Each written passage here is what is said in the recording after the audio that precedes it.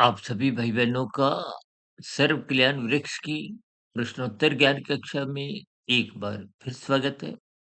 आज की चर्चा स्वभाव और मुख्य रूप से स्वाभाविक शब्द पर एक प्रश्न चिन्ह, एक स्पष्टीकरण सा माँगा गया है। अक्सर हम अपनी चर्चाओं में बार-बार कहते हैं कि भौतिक पदार्थों का एक स्वभाव होता है। वो स्वभाव में रहना उनकी एक स्वाभाविक स्थितियाँ हैं। आत्मा, परमात्मा ये चेतन सत्ताएँ हैं, इनका स्वरूप है। स्वरूप और आत्मा में यूँ तो कोई विशेष अंतर केवल जड़ और चेतन स्थितियों का है।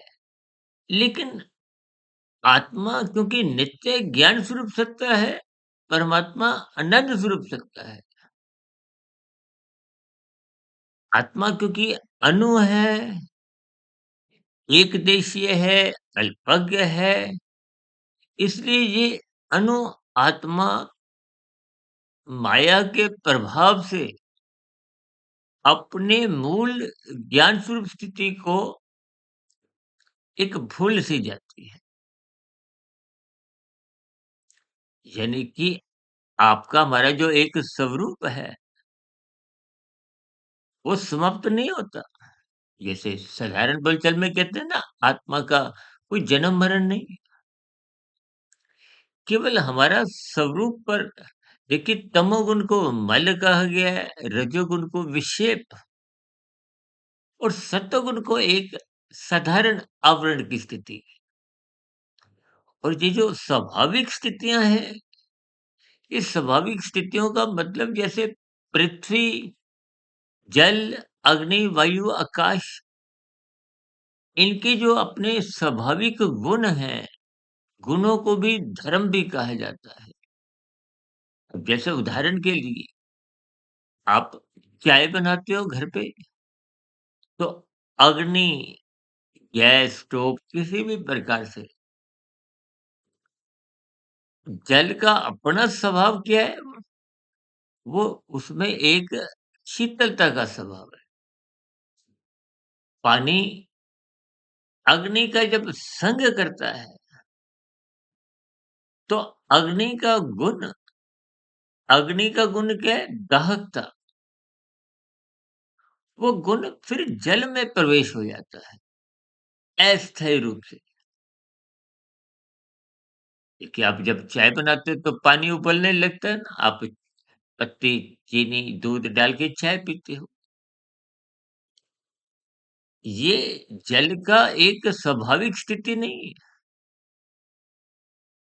स्वाभाविक स्थिति अग्नि की है। अब यदि आप उस जल को अग्नि का संग से अलग कर देते हो, अलग होते ही आप 5-10 मिनट में देखोगे ना पानी पुनः अपने स्वभाव में लौट आता है। अब पुनः अपने स्वभाव में लौट आना ही एक स्वाभाविक स्थिति है। जैसे हम भी बार-बार कहते हैं ना हम कोई हमारी जो आज तक 5400 से अधिक जो वीडियो प्रसारित हुई हैं इनमें भी कोई नया ज्ञान नहीं है। शास्त्रों में भी कोई नया ज्ञान नहीं। ये सब ज्ञान की कड़ियाँ आपके भीतर आत्मा को पहले से ही मालूम। लेकिन संसारी रजोगुण के कारण और रजोगुण का पड़ोसी तमोगुण है। मनुष्य अपराध कब करता है? पाप कर्म कब करता है? यानी कि तमोगुण की निषेधात्मक स्थितियों का संग कब करता है? जब उसकी जो राजसी इच्छा है, कामना है, देखिए कामनाएँ तो सभी राजसी हैं। राजसी कामनाओं का अभिप्राय भोग इच्छाओं से होता है और भोग इच्छाएँ क्या है? गंध, रस, रूप, स्पर्श, शब्द। जब ये आवश्यकता एक सीमित मर्यादित स्तर पर होती है तो ये आवश्यकता कहलाती है। जब अमर्यादित हो जाती है जिनकी आपकी ज़रूरत तो नहीं है, एक स्वाद के दृष्टिकोण से।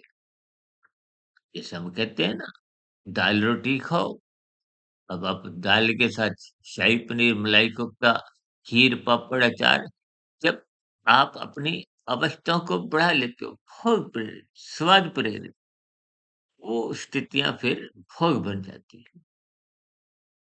यानी कि आज की जो हमारी मूल चर्चा है, वो तो है स्वभाव की, स्वाभाविक स्थितियों की। यानी कि आपकी हमारी जो एक स्वाभाविक स्थितियाँ, उस स्थितियों को आप पर हम तर्कपूर्वक समझें, सत्संग करें, यानी कि सत्वगुण का संग करें।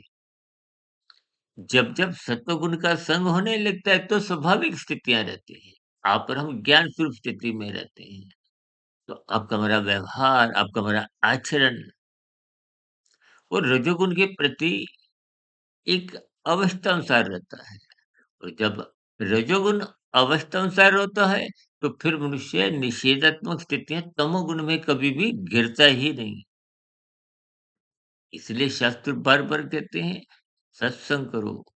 हम बार-बार कहते रहते हैं, ब्रह्म मुहूर्त में उठो, क्योंकि ब्रह्म मुहूर्त सतोगुण का ही एक शुद्धतम स्थिति है, सर्वोत्तम स्थिति है। ब्रह्म शब्द इसलिए कहा गया है ना कि परमात्मा से जुड़ना आसान होता है। ब्रह्म शब्द परमात्मा के लिए, कहीं-कहीं आत्मा के लिए भी कह दिया जाए। यानी कि परमात्मा से जुड़ना आसान हो जाता है। दिन में तो देखिए तन के स्तर पर भी जुड़ना राजसी स्थितियों में कठिन होता है। जबकि ब्रह्म मुहूर्त में मन बुद्धि का परमात्मा से जुड़ना आसान होता है। स्थितियों पर विचार करें, सत्संग करें, ब्रह्म मुहूर्त में उठें, ताकि आपकी हमारी जो एक स्वाभाविक ज्ञान स्वरूप स्थिति है, उसमें भी लौटें और ये जो स्वाभाविक जो आपका प्रश्न था, इस माया को एक स्वाभाविक स्थिति को आप और हम तर्कपूर्वक, ज्ञानपूर्वक समझें। देखिए, आपका हमारा जीवन देखिए साधारण बोलचाल में क्या कहा जाता है? तमोगुण की निंदा करो, रजोगुण की उपेक्षा और सतोगुण के लिए प्रशंसा शब्द। ये साधारण स्थितियाँ हैं। इनके भावार्थ यही है कि तमोगुण का संग मात्र नींद के लिए करो, रजोगुण का संग अपने जीवन को चलाने के लिए, अपने दायित्वों को निभाने के लिए और सत्वगुण का संग परमात्मा की नज़दीकियाँ प्राप्त करने के लिए, ताकि आपका हमारा सबका जीवन सफल हो, सार्थक हो। इन्हीं शुभकामनाओं के साथ आज की चर्चा विशेष को विश्राम देते हैं। कल सुबह ब्रह्म मुहूर्त ज्ञान उपदेश कक्षा में फिर मुलाकात करेंगे।